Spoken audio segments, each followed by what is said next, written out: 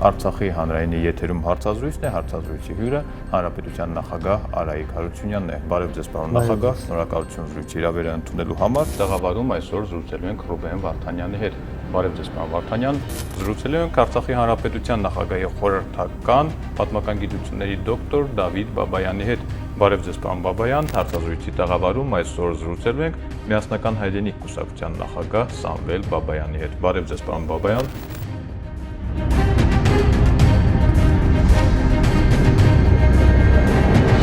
2023 թվականին բոլոր բռնատեղահանվածների պես ես ևս Արցախից Հայաստանի Հանրապետություն հասա։ Հետայսու այս ձևաչափում պարբերաբար ենք հանդիպելու։